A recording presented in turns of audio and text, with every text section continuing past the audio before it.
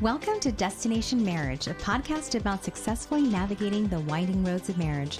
Whether you're newlyweds, engaged, looking to get married, or have been married for years, we want to share with you how we have navigated those winding roads over the past 19 years in our marriage. Join us on this journey as we talk about real-life experiences in a marriage and what we have learned along the way. We discuss love, travel, fitness, raising kids, friendships, and much more, all from the perspective of our lives together. Happiness, love, grace, passion are some of the things we all strive for in a marriage, and we invite you to take this journey with us. Welcome to Destination Marriage.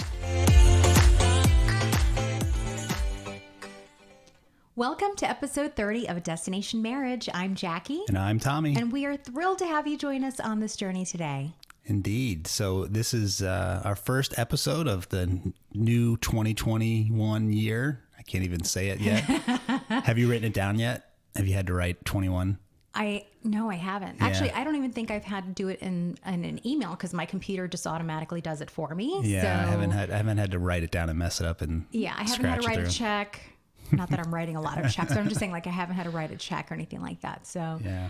But I feel a little rusty. It's been a few weeks. Yeah, we've kind of taken a couple weeks off. We had a family in town for the holidays, and we also had not just New Year's and Christmas, but it was our son's 21st birthday. So we had a big party and kind of went all out for him on that. That was fun. Yeah. I mean, 21's a big deal. I think we were talking about it, just kind of birthdays in general yesterday, how, there's certain milestone birthdays. And yeah, 21's a big one. 21's a big one. And, this year was obviously a little bit different, 2020 was different. So we had to really be creative for his birthday because everything's closing early. And yeah, the restaurants and stuff. Things obviously are a little unique as far as how they're required to space the guest out, right. Or you have a number that you can only, maximize a certain number of people in your party. So we did a little bit of a blended thing where we did a portion of the birthday earlier in the day out at a restaurant that he chose. It's a really cool lounge as well. And he wanted to order his first drink out, which I understand. And it was a little disappointing because they didn't card him. Yeah, that's kind of the whole point. He wanted to right? whip out his ID and be like, "Oh, here you go." I almost think certain places are kind of, I don't know if they're just overlooking that right now because everyone's wearing a mask. I actually heard that the other day that a lot of, I'm not encouraging anyone to do this. I'm saying apparently a lot of young people are taking advantage because they're wearing a mask in a store or in an establishment, and so they don't get carded. That's first I've heard that. All I know is our son didn't get carded. He didn't get carded, but he was perfectly legal. And so that was. Yeah, we had a great time. So it was a lot of fun. It would have been hard to kind of carve out time to sit down and focus on the podcast over the last couple of weeks. So it's kind of been nice, but it's also exciting because we're back in the seat and we're really excited for the topic today. It's actually the second time we've done it. Yeah. But so I think this one is different given that the drastic changes and chaos of 2020. So certainly I think it's going to be a little bit different, but I think we're excited about it. And it's kind of nice to take a breath and also focus on planning, right? Which is really what our topic is, our annual planning topic. Every year, we set aside a weekend to focus on our annual planning. And like Tommy had mentioned, this is something we've discussed before. So if you've been following us or listening to the podcast since last year, you probably have already listened to our first episode on annual planning. But like Tommy mentioned, we're making some necessary changes and thought it might be helpful to some of you who have also experienced some unexpected, maybe life-altering changes as a result of 2020. Indeed. So I think it's best to, maybe kind of do, if you haven't listened to it, maybe we can kind of go through like a little bit of a breakdown just to give everyone, our listeners, kind of an understanding, what is our annual planning? What does that look like for Tommy and Jackie? Yeah. And if we kind of start back at the beginning, it certainly has evolved and grown, and it's become this something we look forward to each year. It's really kind of a really focused time.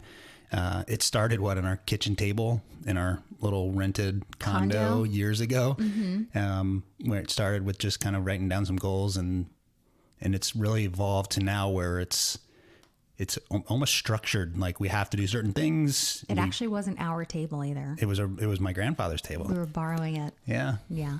So how has it kind of evolved for us, babe? Well, I mean, obviously looking back, and just so you know, fun fact, this is our 20th annual planning. It is. Yeah, that's a big deal. We've been really consistent with it. So as far as how it's changed over the years, and we obviously started really small. I think it was just sitting down with a piece of paper and a pen, and we're looking at, okay, we're renting a condo right now, and our first big goal was to buy a home. We also had some goals that we really wanted to work towards when it came to our finances, because obviously with purchasing a home, we needed to be financially stable, and we were just starting out. We had certain things that we know we wanted to do. We wanted to travel. All of these things cost money. So I think some of the things that we focused on were more core things. We didn't really branch out into some of the other areas that we focus on now, which I think was probably best. It probably would have been too much, and we would have just bitten off more than we could actually so for chew. younger couples, if you are going to kind of take up this kind of habit, maybe don't start too big, right? Like focus on the core things that you have in front of your plate, and what are those goals that are really important and really necessary to kind of establish a good foundation for you as a couple. And I think finances is a huge one. I mean, it's the number one cause of divorce, right? Or our differences over finances is what I understand. I don't know if that is accurate. I don't know if COVID quarantine has overtaken that number. Now it's like, as people realize they don't really like each other. Or flat out don't like you anymore. Which is kind of, it's unfortunate, but it is what it is. So getting on a good foundation financially is really important, because so much branches from that. Your ability to do a lot of things, or buy things, or give, or what you support, what you save, it's all kind of, you have to agree on that stuff. Right. And foundationally, we share all of our accounts. We have separate business accounts because it was just business needs, but we share one checking account. We have access to each other's, all of our finances. I think everything's transparent. Yeah. And you can argue whatever way you want, and I'm not going to make, disparage people that have different opinions on that. I think for us, and I think that for the couples and people that we've talked to, that is the way to go. I think transparency in finances is a huge, it's important. In my opinion. Why would you need to have separate checking accounts and this whole like split bills and stuff? I think that's silly. It's our money. It's our expenses. We are one, Indeed. Right? No, I think it's also important to understand that everyone comes from different households. So, and obviously we came from different households and didn't necessarily have maybe the same instruction when it came to financial planning, or, when it comes to even transparency with finances. I mean, honestly, I don't know. I don't know if I've even asked you that question, but that's something that we have found it's healthiest for our marriage, for our relationship. And we've always, if anyone's asked us, encouraged them to do the same. I think whenever there's, maybe any hidden funds, or you're not quite being as upfront and clear about, what you're spending on, how can you really be on the same page when it comes to your goals financially? I mean, do you know what I mean? Like, I just feel like you can't really put those goals together if there's some hidden agenda or hidden expenses. I don't see the logic there. Now, and certainly there's situations, as maybe older couples that get married that are, previously, divorce. Right. There's all sorts. I get it. There's all sorts of scenarios that do come up. But for, let's just say the kind of the normal or relatively normal situation of a new couple, right? First marriages, they're raising kids, whatever that looks like. I think that it's just really important to have that as a foundation and agree on that. Right. I agree. And so obviously, if you're going to go into this annual planning, that way you have everything in front of you and you have the same starting point, essentially. Yeah. And I think that goes regardless if one or, if the wife or the husband is the one that manages all the money, right? Yeah. It still should be transparent across, no matter who's doing it. Right. I don't see any reason to not do that. So that's a foundation, right? Yeah, so we kind of started with that, and that's really kind of one of the things that grew. And then it's really grown, and I'm more of the spreadsheet nerd. So I build out the spreadsheet with the budgets, and we agree on goals and put money, dollar signs next to some of those goals, because some of them are related to spending money on travel or house stuff. Of the things, yeah. I mean, if you want to do home projects, if you want to make a new purchase, if you want to go on a vacation, all this is obviously going to be tied to what your financial starting point looks like at the beginning of the year, and what your goals are, as far as increasing that bottom line. Now, I know everyone's a little bit different with their income. So you may be a salaried individual where you know exactly what you're going to make at the beginning of the year. Tommy and I are both in sales, and we've always been in sales. So our income can fluctuate drastically, which, for us, we kind of have different goals when it comes to income, because it can be based on performance. Right. So our spreadsheet, actually, it is based on performance. It is based on performance, not just showing up. That'd be fantastic. But no, it's based I'm not just saying that if you have a salary, you're just showing up. I'm saying because ours is right. We have a variable, but we actually have more than one scenario. So I would encourage you, if you are in sales, like Tommy and myself, to have maybe best case scenario.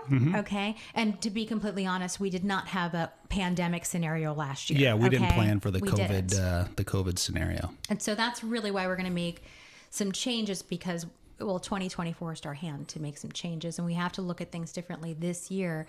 But if you are in sales, you should have not just one, but at least two, maybe even three different scenarios, especially if both of you are in sales. Yeah. Well, for us, and I've put the spreadsheet actually on our website, so feel free to download that if you want to, see what the spreadsheet looks like that we use.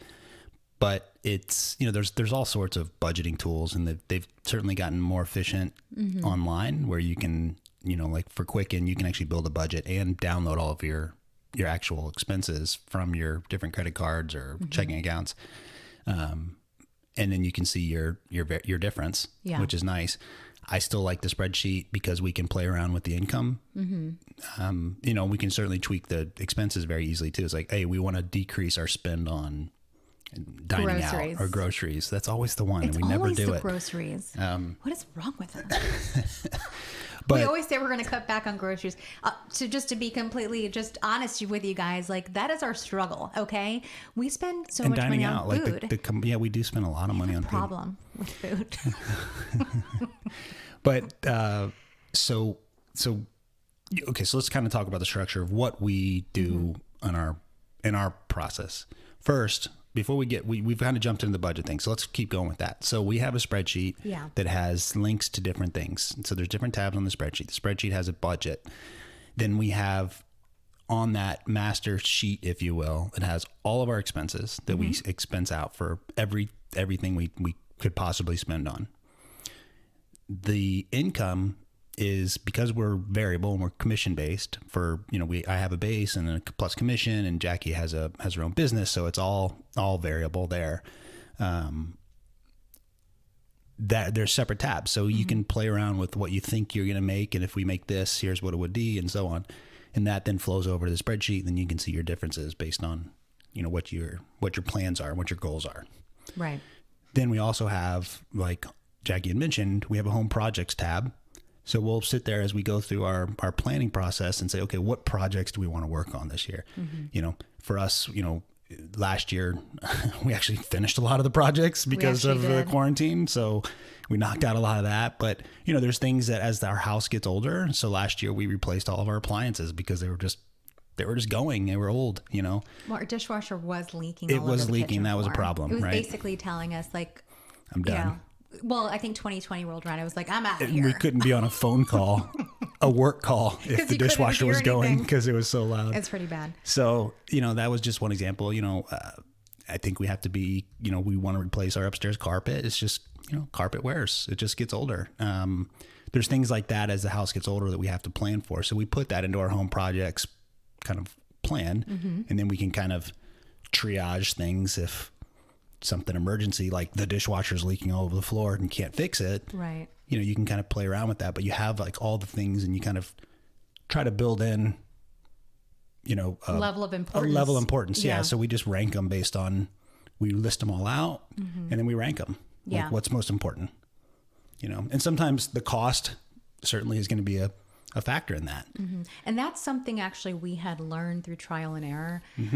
We didn't always rank things by level of importance. We just started doing that the last couple of years. Yeah, and that's really worked best for us because I think one year we were like, let's put everything. we're going to travel the world this year. And it was like, then at the end of the year, we kind of just going back through our goals, we're like, oh my gosh, we kind of put maybe a little too much on there. Yeah. And I think it was so overwhelming and we really didn't, figure out what we were going to be hyper focused on that we felt like, oh, maybe we missed the mark on some, we didn't get to achieve everything we wanted to do. So that's definitely something we would encourage you to do. Level of importance. That's going to be key. We have two kind of columns. We'll have one that's actually has costs related to it. And then some are projects or things we wanted to get done around the house that were just effort, time. And so I listed all those out and just started knocking them out. It was nice to have that list. Just little things, fix this, fix that. Maybe it costs $20, but it's not really a cost. A lot of times I have the tools and the stuff. I just need to put the effort into getting something fixed. So we list all those out. And all that kind of flows over to the spreadsheet. Yeah. And so you can kind of tweak them based on, like you said, importance, or maybe if you have a higher, for us, if we have a higher month income wise than we thought, we can, apply some more money to that, some of those projects versus holding off, based on where we're at. And some of our projects are also timed throughout the year, depending on season. Yeah. So, outside versus inside. Yeah. So certainly. We'll have like outdoor projects that we'll focus on maybe come spring in preparation for the summer. So we can get certain things prepared for summer guests or when the kids are over and stuff like that. So that's something else. Depending on where you live, you may have certain projects that are more applicable to the season. And I think from a budgeting standpoint, it's important to make sure you time where those things happen during the year. For us, like the pool each spring, you got to add in a few $100 for chemicals and cleaning and all that kind of stuff. So, it's just important from a cash flow standpoint, to understand where you're at. Right. And one of the things we really focused on last year as well, and I created a new tab, is kind of a debt kind of payoff plan, right? So we had a whole list of different things we wanted to pay off, whether it's cars, credit cards, whatever expenses that we wanted to kind of cut our monthly expenses, and we just started knocking those out as we could. And so I think that's important too, is to have a plan. There's the Dave Ramsey snowball, start with the smallest, and you build that mental momentum of seeing those things get knocked off. But, and certainly that's a great plan. I don't knock it at all. It's obviously been helpful for millions of people. But I think just having the plan in general has been really important to get started and agree on what you want to tackle as well. It just feels good too. There's something about it. I don't know. For me, it kind of gives me, puts my mind at ease, just kind of seeing us attack those bills and get things paid off, or if we agree on, hey, we're going to put X amount of dollars in the savings account, or there's just something about having that understanding and reaching those goals together that gives me a peace of mind, it's a good feeling. It feels good and it's important. And I think especially for anybody that has any variability in their income, having everything mapped out as best as you possibly can, and knowing, okay, boom, we had a few extra hundreds or thousands of dollars. What can we pay off, and what would that do? And so we encourage you to go that route too. Or even if you don't, let's say you guys are already coming into this marriage like rock stars and you have no debt, you can apply the same thing to your savings plan or investments. Yeah. And so the spreadsheet, has multiple tabs. You can kind of play with it however you want. And you can make it color coded, right? I do like my color codes. You haven't done a pie chart in a while though. I don't do pie charts. You did do a pie chart one year when you were telling me about She's lying. The amount of money I was spending on Starbucks. I remember this was when Dylan was baby. No proof of that. We spent a lot of money on Starbucks that year. I don't anymore though. We haven't. The line's always like 30 people deep. I don't understand why people make it at are home like, now. Do my pour over. But there was a year, I kid you not, that you did a Starbucks pie chart. I love you for it. I don't know that there was a pie chart involved. It might have been a summary total of how much we spent on Starbucks. It was a circle. There were colors. I will neither confirm nor deny that happened. So that's kind of the basis of a lot of what we plan through. And that takes a lot of time, going through that kind of line by line. And what I do for our planning is I will kind of build it out as best I can, prior to us sitting down and then going through it. And then we kind of agree on things and tweak it. And I build it out based on what we actually spent in the previous year. Right. And then what we want to do from a budgeting standpoint. What else do we go over? So that's kind of the finances are big ones, right? Yeah, I mean, because there's so much that is involved with that. But and then before we kind of go out to the other stuff that's not necessarily financial, we sit down and we talk about travel plans. Yeah. Like what do we want to do as a family, and what do we want to do just me and you? Right. And that flows over to the budget as well. Yeah. And we didn't do anything last year. We did. We went to Charleston for our anniversary. It was great. Yeah, but I'm just saying, like, we didn't do like our big, we always do like a We big tried to, family yeah. trip. We tried it. We did not do a family trip at all last year, we always take the unfortunately. boys somewhere really big. Didn't get to do that. We didn't fly anywhere. We did not normally fly. fly a lot. We didn't fly anywhere. We drove to Charleston. That was an amazing trip, and I would totally do that again. I would love to go again this year. But travel is a big piece of our annual planning, because we do try to look at scheduling, of course, because we have kids that are in school. We try to do a big family trip. We always try to do something special for anniversary. We typically do a spring break trip. So we'll go through kind of the calendar, talking about, the when, and then figure out the where, the places we're interested in going. And then, of course, you go back to the budgeting, because we have to figure, it has to align with the foundation we've already laid when it comes to finances.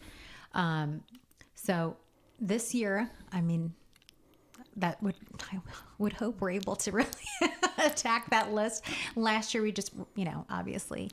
Yeah, kind of for obvious reasons, the pandemic made changes to that, so we focus on other things.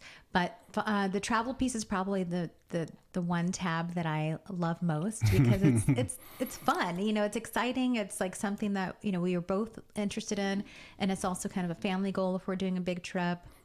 Yeah, which takes a lot of planning. Yeah, it's motivating. It's you put it on the calendar almost, well in advance, because we do have, like Jackie said, certain times of the year. Obviously, our anniversary trip, we try to go right around our anniversary every time. Yeah. And spring break is typically, well, now that Brandon's in college, it's well, it used to be easy when they were both in the same school system, because it was the same week. So now it's different. So that's actually much more of a challenge now. Yeah, we may have to figure that out this year. I don't know how that's going to work.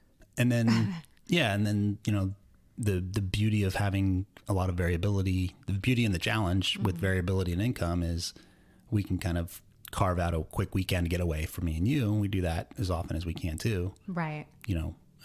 But we kind of build that into the budget as to be determined.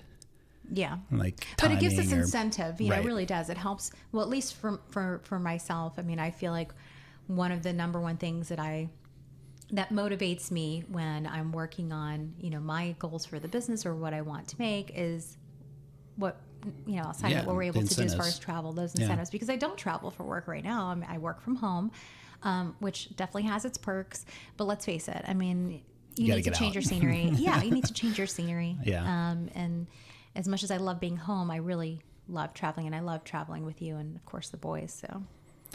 So those are really the big things, and all that flows back on the spreadsheet. But it's really fun to kind of sit down and just focus time and energy on those goals that are financial related, and they're certainly emotional related too. But then we also focus on a number of other things that we write down goals for. Yeah. And hold, please. Can I just interject for one moment? I Of don't mean course to cut you you can. off. Sorry. So one thing that we started doing a few years ago, and this was more along when Tommy was actually traveling pretty heavily for business, we were doing a lot of more focused manufactured spending that would help us with travel perks. So if you're in a position where you can do that, for example, if you have a credit card and you use it for your gas expenses, you use it for, your flights for business, and your company reimburses to pay that.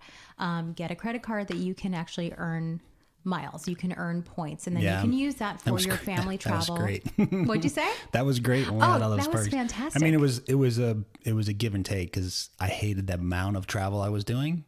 It was very stressful on the family. Just it's stressful in general on your body. It's just not great. Right. But when we could Fly for free. pay for the flight with the credit card, and then the company would reimburse you, and then you get the miles for the credit card and you get the miles for flying them. That tended to work out in our favor pretty well. Yeah. It was kind of a balance, having those perks, but yeah, you definitely. do have to be really disciplined with it. The other piece, if you are very, very disciplined with your spending, you can, when it comes to manufactured spending, use your credit card for your groceries, use it for your gas. This means you already set aside the cash. So as soon as you have used the credit card, you pay it off. You pay it off immediately. Very disciplined. Yeah. And then you're gaining the points. You're not gaining the interest. You're not paying interest on it, but you're building those miles. Yeah. And when I used to have those being reimbursed every 2 weeks via my company and my expense report, it would just immediately go right back towards the credit card and pay it off. It was easy to do it in that process, but right. That's not really well, because you're getting double for your money. You're getting points, and right. then you're paying it off immediately. So you're still staying structured with your spending. But now, obviously, Tommy's not traveling like that, so we'll have to do that a little bit differently, and we won't be able to ramp up on our points quite as aggressively. But I would definitely say, as a general rule, agree on that as husband and wife, and if you're going to go down that route, which can be beneficial, but it also is risky if you're not disciplined, because all of a sudden you're building up credit card debt and adding interest to things that should be just cash pay, right? And so you got to be really careful and disciplined and agree on it as a couple. That's really, I think, the big thing. Yeah. Indeed. Totally agree. So we focus on a few other things. We do. So we focus on health and fitness. That's something that's really important to us. And, if you guys are following us on Instagram, or if you've listened to other episodes, we've talked about health and fitness. That's something that's a huge part of our life. So when it comes to health and fitness, we tap into our weight goals. Usually this time of the year, we're like, we need to cut a few pounds because Thank you, Christmas. We indulge, pies. with cookies, cocktails, all the carbs. If we're going to sign up for a race, we always kind of agree on like the races we want to do. Tommy has done a number of races that I haven't been a part of, but yeah, for me, it's just great because it gives me like a goal to train for too. It's hard. Honestly, I don't know how you guys feel about this, but as you get older, it's harder to just, it sounds silly, but just to work out for your health, right? Like that's a goal. And I understand that, but that doesn't, races don't really motivate me. Right. And so for you you have that discipline to work out for your own health and, how you feel and look. But for me, honestly, it's, if I have that goal and I know that in 3 months I've got X race and I've got to get to a certain kind of level of endurance and strength, that's so much more motivating for me. Are you doing a Spartan this year? I plan to. Yeah. I haven't really mapped it out, but looks like the half marathon is back on in March. Tommy wants me to run this half marathon with him. I've never run one, so I've never been a big runner, and I don't know if I should do this. I know for some people 13.1 is like, oh, that's what I did yesterday, but more power to you if that's you. Not me. So I've got to push myself to really get to that half marathon. Oh, you can totally do it. For me, it's more of the fact that when they have this race in March, it's freezing here. And the last time I did this race with you, it was 29 degrees. We did the 8K. Okay, we did the 8K. Right. Okay. But it was still 29. Whether or not I ran a mile or an 8K, it was 29 degrees when I was at the starting point. Yeah, and I couldn't feel my toes. So you warm up. Yeah, I guess so. You warm up pretty good. I don't know. So that's kind of the goal. I think I'm going to run that. Yeah. We'll see. I'll let you know if I show up that morning. You'll know. Where's my wife? She lied. I'm at Starbucks. Yeah, no kidding. I got a pie chart for you. Start the pie chart. So that's an example. So if you do have health goals or whatever those are, I really setting that goal and then having that out there in the future, for me, it's really helpful. You know, so if I run a number of Spartans this year, I really want to get my trifecta. That means I've got to do a sprint, a beast, and a super. The beast. That sounds aggressive. It is aggressive. It's 13.1 miles of trail and 30 obstacles, whatever it is. You can do it, babe. We'll see. But having the goal out there really helps me to train for it. Yeah. And the side benefit is obviously my health is better. Right. I see your point. I think that having those goals, the races already. Or goals. It could be whatever that goal is. Have a goal in front of you, and it's so much easier to be motivated to go get it. That's the way I work. Yeah. For me, it's just honestly how I feel. So when I feel better in my clothes, it helps my mental health going to the gym. Sure. And I just have more energy. I can feel it when I'm off, when I'm not going to the gym, not eating right. I would also encourage anybody out there that if this is not something that you typically do, or you feel like health and fitness, oh my gosh, where do I even begin? There's so many wellness coaches or even apps and different tools that you can tap into to help you get started with that. So not to make it seem like it's overwhelming. You don't have to do a Spartan, but if it's, hey, I want to just get to the gym. I mean, our first one we did was the little 5K one, right? The Which Rugged one was that? Maniac, which looking back was really, That was fun. it was fun, but it wasn't really hard. There were a couple things that were hard for me because I'm not But very look tall. how far we've come from a fitness standpoint, because we kind of shot for that as our first goal, and then True. we've really grown and I almost want to there. do it again to see how much better you I would could kill do. it. You would kill it. I almost want to see, can I beat my time? But I don't think they're doing those mud races in the midst of this Some pandemic. COVID streams to go through. You can't really wear a mask in that situation. But. Yeah.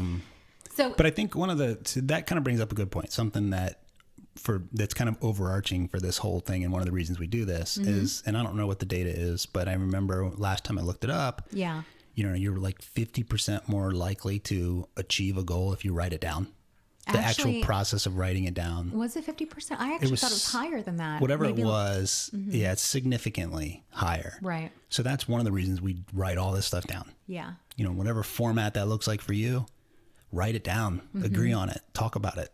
Yeah. So You're just more so you likely guys, to achieve it. when we do this, a lot of times, even though Tommy has a spreadsheet out and he's in front of the computer, I still have my notebook out, and I like to write, because we're still thinking creatively around our plan. And so even though we're kind of both writing things down, I don't know, there's something about I love taking notes. I like a fresh notepad. I feel like with a fresh notebook, anything's possible.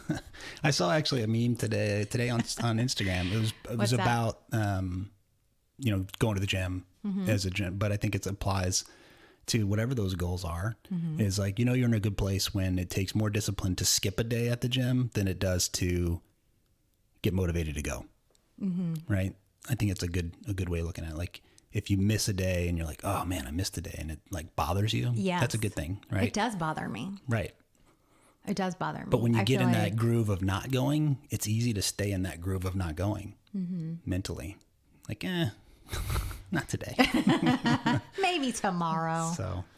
So other things that we also, aside from health and fitness, home projects, and I know that we talked about that earlier. But aside from projects with under the home, we also focus on decluttering. Amen.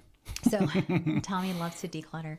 And, I know a lot of people do this during the spring, like spring cleaning. It's kind of the same thing. And we right now are talking about our attic and how it's taking over Again, the house. we already did one big Don't deep even clean know a few how. years ago. I know how. I know how. We declutter that downstairs and it just gets cluttered upstairs. We can barely get into the attic now. It's ridiculous. It's not that bad. You can get in there. Yeah. You can can't get around it. Not as well. So that's going to be. We talked about that as like, okay, let's gonna be set on the aside, list. some time and really get rid of some stuff. Be honest about what we want to keep and, what's quote sentimental and what's just like, do we really need that? Is it really serving a purpose? I've kept a lot of things that were the boys when they were little. Yes, you have. Because I thought maybe they'll want it one day. Multiple tubs. It's a little ridiculous. I know. We need to go through it. I'm ready to declutter. So decluttering, and if, of course, like we had mentioned, if you have an older house or, there's anticipated maintenance issues, which, typically every season there may be some maintenance and that you need to do. Just plan for it as best you can, and then it's not a shock or a surprise when it happens. Mm-hmm. Exactly. And then spiritual is something that we include. And, this is something that is always, I think, something that we should always be kind of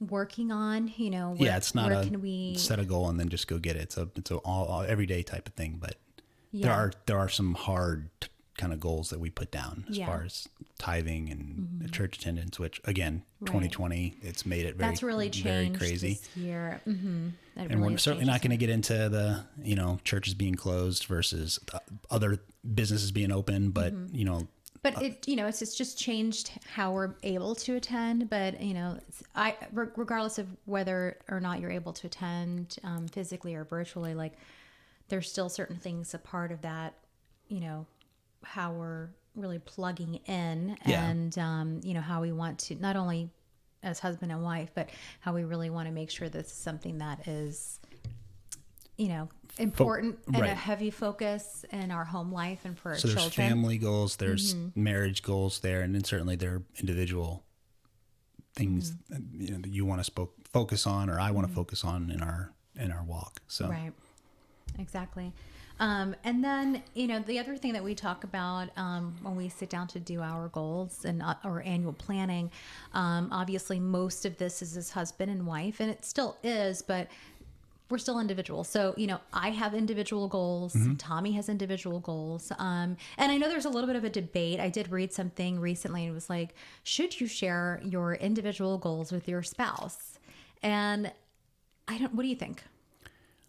Yeah, well, that's silly. I mean, maybe some things you keep to yourself, but like what? I don't know. I can't think of anything off the top of my head. I want to write more love letters to my wife. You remind me that that's a goal of mine.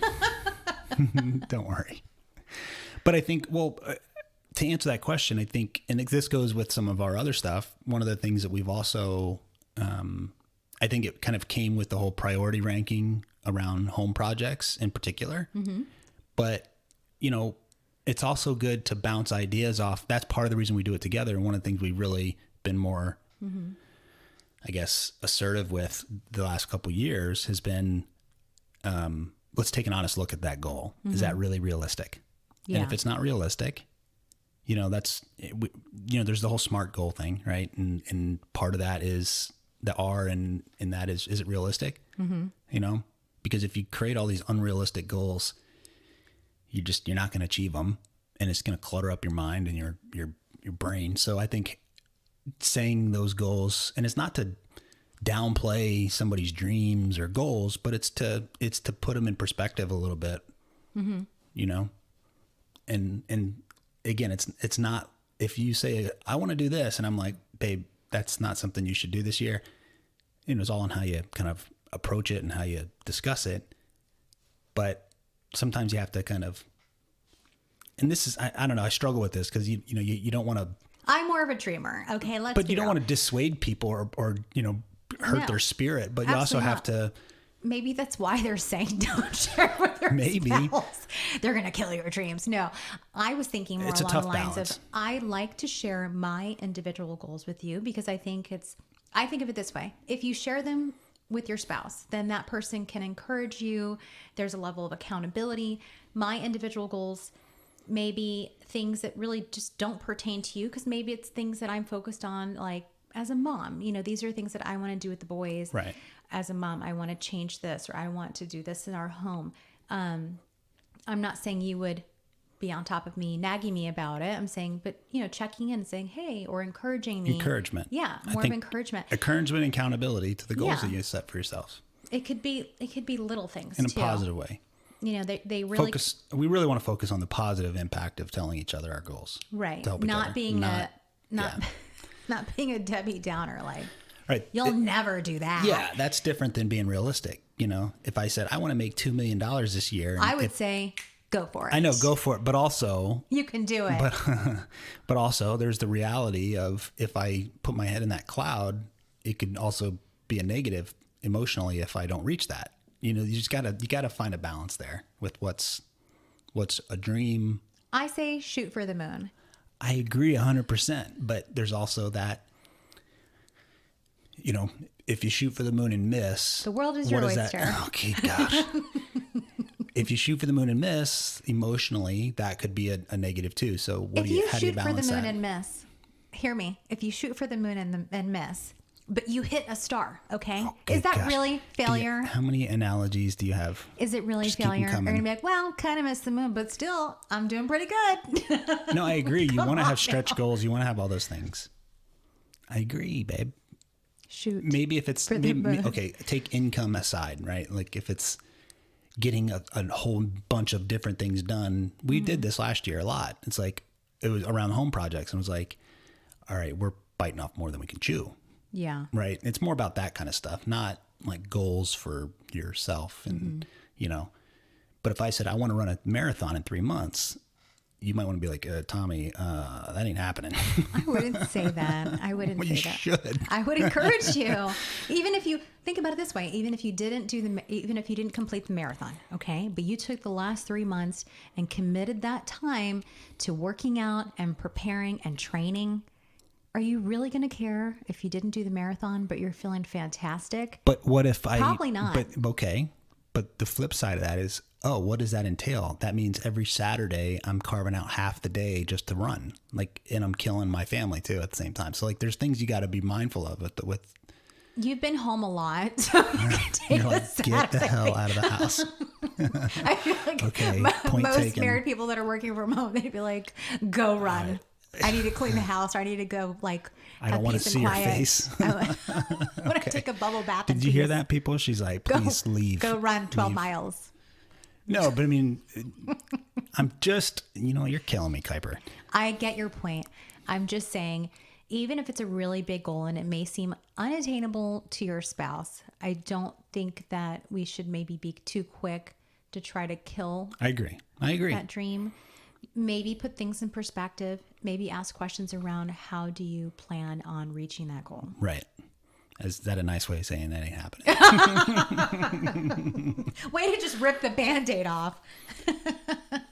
But that's the beauty of having a conversation and throwing it all on the table. Mm-hmm. Yeah. And just so you know. But that's also, there's a lot of, that goes back to who you let speak into your life. Mm-hmm. If you have big goals and dreams, you don't go throwing those out to everybody, because you're going to hear a lot of people that are just going to immediately downplay it for whatever reason. We're in a trusting environment between the two of us where we can be. Is this a safe place? It is a very safe place. Trust tree. I thought we were in the trust tree, are we not? But I mean, it's important to when you're sharing those goals, do it with people that you trust that can speak into your life. And for us, that's me and you. Right. And so I guess, if I'm coming down across as a Debbie Downer, it's not it's more because we trust each other and we can share our goals with each other without being worried that we're going to get criticized for it. Right. And it's not a criticism issue. It's let's put that in perspective and be realistic about what we can achieve this year. Yeah. And to your point also, and this has kind of always been my motto, I don't put my goals or our goals on blast. I never do that. Never. We actually had a number of things in place for this podcast in 2019 and didn't actually execute on the podcast till 2020 when we had a lot of time on our hands due to quarantine. But nobody knew in 2019 everything we kind of had already laid out. Yeah. And we just normally do that because I think, and the other piece is, even if someone's not saying anything negative, because I don't like to say that everyone's going to be negative, but when you have a lot of chatter, that can be a distraction. And I tend to not work well with a lot of distraction. I can't be in a creative place mentally. And Right. if I have a lot of, opinions all around me, I need to be very hyper-focused. And I know, and that's one of the things where I try to protect you, and some of that's protecting you from yourself of putting it on blast and throwing it out there because people are negative. Mm-hmm. And I try to protect your spirit there by saying, hey, just don't tell people. Yeah. Oh, and I tell really people don't. you trust. Yeah. No, but I'm just saying, that's just an example of We've why it's learned over the important. years. Yeah, it's why it's important to have that conversation with people that you allow to speak into your life. Right. So as we finish up, let's talk about some of the kind of very specific things that are changing this year and as we plan versus, in every other year that we've done this. Yeah. Now, some are not that unique, but I think that as we look at the whole COVID thing, one of the big ones for us is how we look at our travel. Mm-hmm. Unfortunately, you've got to be really mindful of that. Safely traveling. Mm-hmm. If you choose to fly, be very careful. Obviously, where you're traveling, know what that place if you're going out of the country, what their rules are. Yeah. Because you hear these horror stories of people being quarantined and, imagine being quarantined your entire vacation. if you go out of the country, right? Yeah, and I've heard some places are requiring that you quarantine for 2 weeks before you're able to just travel about. So that who has that kind of time? Especially as you're planning it, just be very mindful of that. I think this goes without saying, but paying off as much debt as you possibly can and freeing up resources and providing cushion for yourself, I think is probably more important this year than in previous years, just because of the unknowns. Right. We definitely learned that. I'm grateful that we were able to, tap into some of the savings that we were able to put aside. But I want to be even more disciplined now, having gone through last year, Yeah. Because if, you do have the financial cushion, if you can provide that for yourself through disciplined spending and disciplined saving, it provides that cushion. It's not as dramatic, if the job market, it fluctuates, right. We've got a new president, we've got, the quarantines are still in place.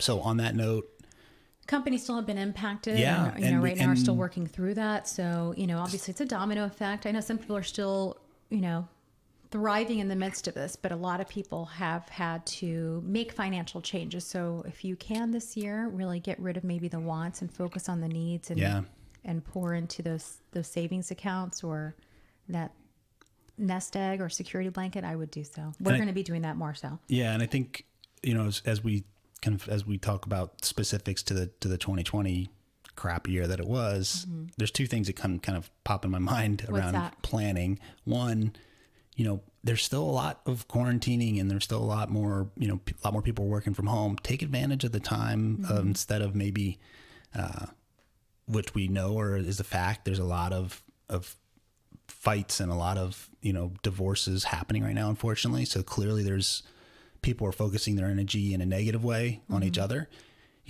Take that time to get things done around the house, to pick up a hobby that instead of focusing on the negative, focus on those things you can improve within the environment you're in, your house, spending time with the kids in a positive way. Yeah. And just in your relationship as husband and wife. Right. I mean, I feel like, we got even closer in 2020. We were able to, I don't know. Yeah. Well, we talked about it a few times. Like, I'm glad we like each other because a lot of people, it's been really hard and I understand that. I think there's the other is, I think it's really important, for our younger son, now they're back to, for the next few weeks, all virtual, they were kind of split and man, I think there's going to be some repercussions emotionally for young kids that we haven't really dealt with yet. He's lonely, at certainly. Times because, you can They're only not having that engage with social so interaction. much. It sucks. Yeah. So with that said, I would think plan on a lot more. How do we get out of the house safely and where can we go locally and spend more time out of the house? We're going to be really creative this year. And I'm excited, to kind of sit down with the travel piece. I want to be really creative around some fun things we can do, different trips that we've never done. Just get out of the house as best as you can too, right? Yeah, absolutely. Now I did want to ask you though, so what do you think, just so our listeners know, and maybe they have a better understanding of like how this could be beneficial to their marriage. How do you think this has been beneficial to us? To us? Well, I mean, it's become an annual, it has been an annual thing for years. I look forward to it. It helps us with transparency when we both have those agreements on things. And then if things don't go exactly according to plan, it's much easier to look at our goals and what our budget and what our things were. And we can say, hey, we're down or we're up, without having to necessarily, I don't want to say hide it from each other, but like feel bad about it. If you have a bad month or I have a bad month or I have a good month, you have a good month. Right. It's much easier just to have those conversations. For me, like I said, I'm the spreadsheet nerd. So like having it all written down in that kind of format is really positive for me. Just like you said, having your notebook with your goals and those kind of things is important for you. So I think emotionally it's really positive. It brings us closer. So one of the kind of on that note, babe, let's talk about how we actually do it. We talked about what we did, but what it looks like, how we do it. Yeah. So every year when we do the annual planning weekend, we always go away. Yes. And we typically stay within, I don't know, maybe a hour radius. Of yeah, home. because I don't think we go for it farther than No. 3 hours. You always drive. Yeah. It's something very focused. It's not a vacation. Yeah, it's not. We're not going to a place where we're going to have a million distractions. It is very focused on, what we're doing. Our goal there is to focus on the annual planning. Now, of course, we have, relaxation together. We always have some delicious meals, and Right. we typically bring maybe a favorite bottle of wine, and we just enjoy our time together. And, usually it's 2 nights. And there have been a few years where maybe it's only been one. Mm-hmm. Like we said, our first year started out at the dining room table, so we didn't go anywhere that year. But, but At least a night away. Yeah, With at least a no night away. distractions, no kids. Not a place, and it's seasonal. It's winter time, so we're not going to a warm beach or anything. This year we're going back to Nag's Head, but it's it's off season, so it's a very quiet kind to of duck, actually. to duck. Yeah, but the Outer Banks. But it's a nice little place. Yeah, it's If really cute, and it's called the Sanderling. So Yeah. if you're ever in the Outer Banks and you're looking for, and I know in the summertime it's pretty busy there, but right now it's off season, so it's pretty quiet. But yeah, it's going to just be really focused, and we do it every year. We'll go. We've done like a little cottage before. I mean, typically it's freezing outside, so where we are, you may live in a place where it's really warm right now. If you're in Florida or I don't know, wherever you are. But for us, we found it to be really beneficial to get away in a quiet place outside of the house. I mean, Yeah. you can do it in the house if you need to. For us, we look forward to just having a couple days away of just focusing on this, Yeah. just focusing on each other, not worried about The dishes in the sink, or the doing laundry you need things to do. or where we're at. We don't worry about doing exciting or adventuresome things. It's just a quiet time. Yeah. And we found that to be the most impactful for us. Right. And then you kind of feel like, okay, well, it's the start of the year. You've had that time to just kind of clean slate, put together your plan. And then I think at the end of the weekend, I don't know about you. I know I'd asked you, how do you think it's been beneficial to our relationship? For me, I feel like it's been beneficial to our relationship because we are going into the year with the same understanding of where we want to be at the end of the year, where Right. we want to be at half point of the year. And so one of the things I did want to also touch on is, as a result of 2020, how do you think we're going to execute our plan this year? Since last year, we kind of we had to throw our hands up at half of the plan. Yeah. What are we going to do differently as far as executing and pivoting after coming out of quarantine and this pandemic? I think it's more important this year to keep track of where we're at towards our goals. Okay. Not that we don't like a in the quarterly past. check-in. Yeah, we've talked about doing that in the past. We haven't been disciplined with that. I Well, think we were going to do it last year, but last year decided no. right. We've been trying to do that the last couple of years, Yeah, and we I know. haven't been really good at Well, it. but I mean, last year was kind of like what we're going to check It in. really, yeah, like it was a free for all. It was a keep your head above water type Yeah. of year for us. Which I know for some it was worse than that. For some it was, hey, this is great. It's a boom.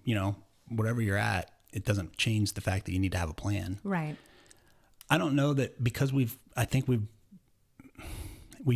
structure it pretty well. I don't think we need to pivot too much.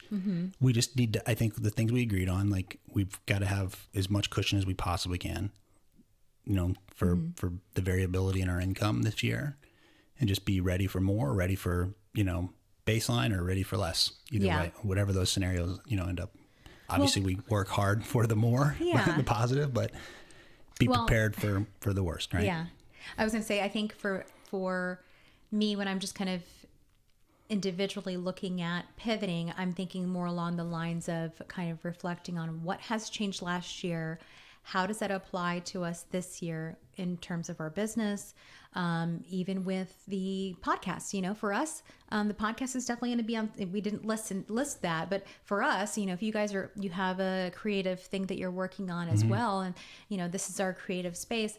That's something that we're also going to be talking about. So maybe we're going to look at, how we're going to make some changes to that in the new year.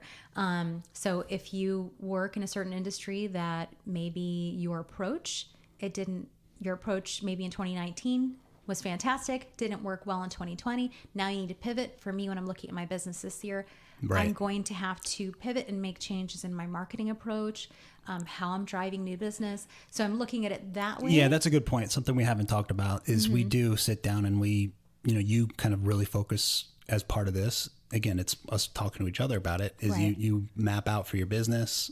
Here's my goals. Here's maybe some things we should do differently. Like you said, marketing approach, and the same for the podcast. I just started a new role. So for me, it's all kind of new with what I'm focused on. But I think for this purpose, that's a little outside, since it's a company job versus your business. Right. But those goals, sitting down and discussing them. And it's a good point. It's like, what are we gonna do different this year from a business standpoint is really important. And whatever that is in your life. A lot of industries have changed, and things in your home may have changed. Even just if you have kids that are now strictly virtual, because there are certain places that are strictly virtual. There may be things that, you have to look at this year that you realize, okay, we need to make some changes here for the flow of our household. And just like I said, with traveling, that is something we're going to have to be creative around. I don't think we're going to do things quite the same because we flew, and there were some places that we would go to pretty regularly. And I think maybe this is an opportunity to try something different. Sure. So instead of, looking at it like, I can't really go there because they're not allowing anybody in. Where else can we go? Where haven't we been, and let's do something flip different. The negative to a positive. Like, okay, what, the kids are at home all the time. Okay, well, what can they do? What can we add to them, to their lives that's beneficial with where we're at and where Mopping we have the to floors. be. I was playing. Yeah, more chores, man. They got to learn. But I mean, just thinking creatively around your entire lives and mapping it out, I think is really important. Yeah. So I agree. Well, I am so excited. So tomorrow we're going to be heading out for annual planning. Yep. And I'll definitely share some additional details on where we're at, where we stay on our Instagram. So be tuned to take a look at that as well.